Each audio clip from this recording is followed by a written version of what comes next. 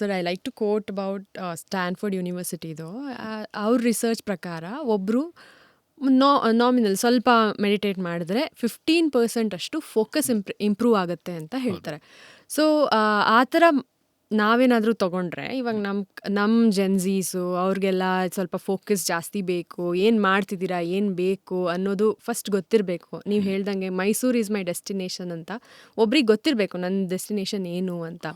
So ಈಗ ನಾವು meditation start ಮಾಡಿದ್ರೆ ಎಲ್ಲ ಮರ್ತು ಮೆಡಿಟೇಟ್ ಮಾಡಬೇಕಾ? ಮೆಡಿಟೇಟ್ ಮಾಡಬೇಕು ಅಂದರೆ ಒಂದು ಗೋಲ್ ಇಟ್ಕೊಂಡು ಮೆಡಿಟೇಟ್ ಮಾಡಬೇಕಾ? ಇದು ಒಂದು ಕೆಲವು ಮಿಸ್ಕನ್ಸೆಪ್ಷನ್ಸ್ಗಳಿದೆ. ಓಕೆ, ವಾಟ್ ಈಸ್ ಮೆಡಿಟೇಷನ್ ಅನ್ನೋದು ತುಂಬ ಇಂಪಾರ್ಟೆಂಟ್ ಆಗಿಬಿಡುತ್ತೆ. ಓಕೆ. ನಮ್ಮಲ್ಲಿ ಪತಂಜಲಿ ಯೋಗ ಸೂತ್ರದ ಪ್ರಕಾರ ಅಥವಾ ಯೋಗ ಸೂತ್ರ ಯಾವುದೇ ತಗೊಂಡ್ರು ಅದ್ರ ಪ್ರಕಾರ ಮೆಡಿಟೇಷನ್ ಅನ್ನೋದು ಒಂದು ವರ್ಡ್ ಅಲ್ಲ. ಓಕೆ, ನಾವು ಇಂಗ್ಲೀಷಲ್ಲಿ ಏನು ಅಂದ್ಬಿಡ್ತೀವಿ, ಮೆಡಿಟೇಷನ್, ಏನು ಕೂತರು ಮೆಡಿಟೇಷನ್ ಅಂತೀವಿ, ನಿಂತರು ಮೆಡಿಟೇಷನ್ ಅಂತೀವಿ. ಅದಕ್ಕೆ ನಮ್ಮಲ್ಲಿ ಏನು ಹೇಳ್ತಾರೆ ಅಂದರೆ, ಯೋಗ ಅಷ್ಟಾಂಗ ಯೋಗದಲ್ಲಿ ತಗೊಂಡ್ರೆ ಧಾರಣ, ಧ್ಯಾನ, ಸಮಾಧಿ ಈ 3 ಸ್ಟೆಪ್ಪು ಸೇರಿ ಮೆಡಿಟೇಷನ್.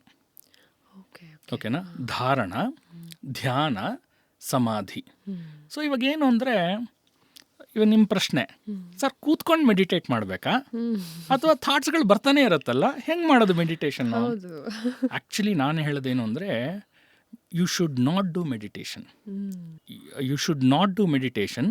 ನೀವು ಮೆಡಿಟೇಷನ್ ಮಾಡಬಾರ್ದು, ಮೆಡಿಟೇಷನ್ ಆಗಬೇಕು. ಓಕೆ ಓಕೆ ಓಕೆ, ನಾವು ಆ ಸ್ಟೇಟಿಗೆ ಹೋಗಬೇಕು. ಒಂದು ಉದಾಹರಣೆ ಕೊಡ್ತೀನಿ ಅರ್ಥ ಮಾಡ್ಕೊಳ್ಳೋದಕ್ಕೆ. ಇವಾಗ ಕಾಂತಾರ ಪಿಕ್ಚರ್ ನೋಡಿದ್ರಿ? ಹಾಂ ಸರ್. ಹೌದಾ, ನೋಡಿದ್ರಾ? ಕಾಂತಾರ ಪಿಕ್ಚರ್ ಯಾರ್ಯಾರು ನೋಡಿದ್ದೀರೋ comment please. Great picture sir. First ಮೂವಿನಾರು ಫಸ್ಟ್ ಪಾರ್ಟ್ ಆದ್ರೂ ಆಗಿರ್ಬೋದು, ಸೆಕೆಂಡ್ ಪಾರ್ಟ್ ಆದ್ರೂ ಆಗಿರ್ಬೋದು. ಸಿ, ನೀವು ಹೇಗೆ ಇನ್ವಾಲ್ವ್ ಆಗಿಬಿಟ್ಟಿರ್ತೀರಾ ಅಂದರೆ ಅದರಲ್ಲಿ 3 hours ನಿಮ್ಗೆ ಹೋಗೋದೇ ಗೊತ್ತಾಗಲ್ಲ.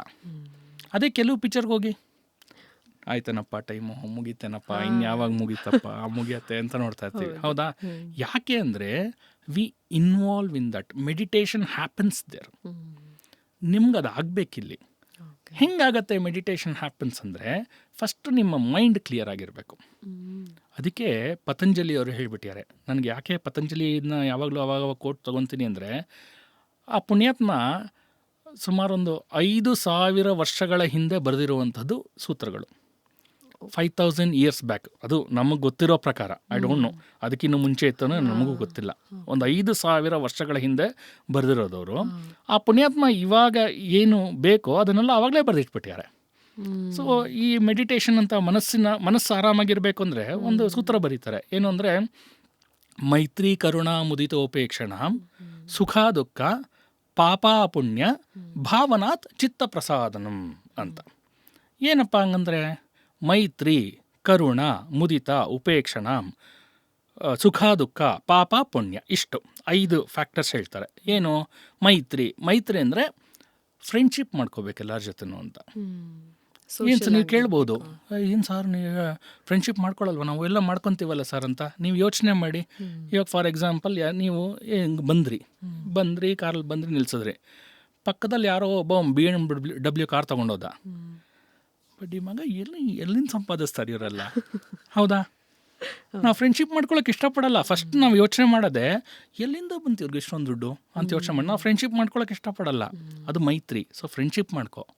ಕರುಣ, ಒಂದು ಟಾಪಲ್ಲಿರೋರನ್ನ ನೀನು ಫ್ರೆಂಡ್ಶಿಪ್ ಮಾಡ್ಕೊಳ್ಳಲ್ಲ, ಇನ್ನೊಂದು ತೀರಾ ಕೆಳಮಟ್ಟದಲ್ಲಿರೋರನ್ನ ನೀನು ಕರುಣೆಯಿಂದ ಕೂಡ ಕಾಣಲ್ಲ. ಹೌದಾ? ಅದು ನಿನ್ನ ಮನಸ್ಸು ಸ್ಟೇಬಲ್ ಇಲ್ಲ. ಮೈತ್ರಿ ಕರುಣ ಉದಿತ ಉಪೇಕ್ಷಣ. ಇಲ್ಲೇನು ಅಂದರೆ, ಯಾರಾದರೂ ಒಂದು ಒಳ್ಳೆ ಕೆಲಸ ಮಾಡಿದ್ರೆ ವಿ ಡೋಂಟ್ ಅಪ್ರಿಷಿಯೇಟ್. ನಮ್ಮವರಾದರೆ ಅಪ್ರಿಷಿಯೇಟ್ ಮಾಡ್ತೀವಿ, ಬೇರೆಯವ್ರೇನಾದರೂ ಒಳ್ಳೆ ಕೆಲಸ ಮಾಡಿದ್ರೆ ಒಳಗಡೆ ಅದಿರುತ್ತೆ. ಆಮೇಲೆ ಉಪೇಕ್ಷಣ ಅಂದರೆ, ಯಾರೋ ಒಬ್ಬ ತಪ್ಪು ಮಾಡ್ದ ಅದನ್ನು ಕೂಡ ನಾವು ಹೇಳಲ್ಲ. ನಮಗೆ ಬೇಕಾಗಿರೋರು ತಪ್ಪು ಮಾಡಿದ್ರೆ ಚೆನ್ನಾಗಿ ಅರ್ಪಿತ ಚೆನ್ನಾಗಿ ಮಾಡಿದಾರೆ ಬಿಡ್ರಿ, ಸಾಕತ್ತಾಗಿ ಮಾಡಿದಾರ, ಅಲ್ಲಿ ತಪ್ಪಿದೆ ಅಂತ ಹೇಳೋದೇ ಇಲ್ಲ. ಸೊ ಉಪೇಕ್ಷಣ ಅಲ್ಲಿ. ಆಮೇಲೆ ಸುಖ ದುಃಖ ಪಾಪ ಅಪುಣ್ಯ. ಸುಖ ದುಃಖ ಗೊತ್ತು, ಪಾಪ ಪುಣ್ಯ ಅಂದರೆ ನಾನು ಮಾಡುವಂತಹ ಕೆಲಸದಲ್ಲಿ ಪಾಪ ಪುಣ್ಯ 2 ನೋಡ್ಕೋಬೇಕು ತಾನೆ. ನಿಮ್ಗಿದು ಗೌರ್ಮೆಂಟ್ ಆಫೀಸ್ಗೆ ಹೋದ್ರೆ ಗೊತ್ತಾಗ್ಬಿಡತ್ತೆ. ಹೌದಾ? ಜೋಬಿಂದ ನೀವು ಕೊಡಲಿಲ್ಲ ಅಂದರೆ ಏನೂ ಮಾಡೋಕ್ಕಾಗಲ್ಲ. ಅಲ್ಲಿ ಪಾಪ ಪುಣ್ಯ ಇರೋದೇ ಇಲ್ಲ ಭಾವ. ಹೌದಾ? ಯಾರು ಹೆಂಡತಿ ಬಂದರೂ ತಗೊತಾರೆ, ರಿಲೇಷನ್ ಬಂದರೂ ತಗೊತಾರೆ. ಇವಾಗ ಕೆಲವು ಗೌರ್ಮೆಂಟ್ ಆಫೀಸಲ್ಲಿ ಏನು ಮಾಡ್ತಾರೆ, ಇನ್ನೊಬ್ಬನ ಕಳಿಸಿ ಅವ್ರ ಮೂಲಕ ದುಡ್ಡು ತೊಗೊತಾರೆ, ಯಾರೋ ರಿಲೇಟಿವ್ಸ್ ಬಂದರೆ. ಸೊ ಪಾಪ ಪುಣ್ಯ ಅನ್ನೋದಿರೋದಿಲ್ಲ. ಸೊ ಇಷ್ಟರಲ್ಲಿ ನೀನು ಸಮಾನತೆಯನ್ನು ಸಾಧಿಸಿದ್ರೆ ಚಿತ್ತ ಪ್ರಸಾದನಂ, ಮನಸ್ಸು ನೆಮ್ಮದಿಯಾಗಿರುತ್ತೆ ಅಂತ. ದಟ್ ಮನಸ್ಸು ನೆಮ್ಮದಿಯಾಗಿರುತ್ತಲ್ಲ, that itself is a meditation. ಇಷ್ಟೇ ಮೆಡಿಟೇಷನ್, ಇನ್ನೇನು ಮಾಡೋ ಅಷ್ಟಿಲ್ಲ.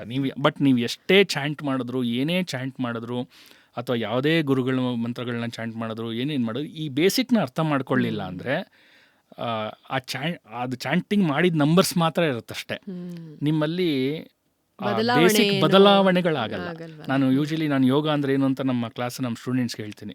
ಏನು ಅಂದರೆ, ಬೇರೆಯವ್ರು ಬೇರೆ ಡೆಫಿನೇಷನ್ ಕೊಟ್ಟಿದ್ದಾರೆ. ನಂದೊಂದು ಚಿಕ್ಕ ಪುಟಾಣಿ ಡೆಫಿನೇಷನ್ ಏನಪ್ಪ ಅಂದರೆ, ಕತ್ತೆಯಿಂದ ಕುದುರೆ ಆಗೋದು ಅಂತ. ಅದು ಯೋಗ.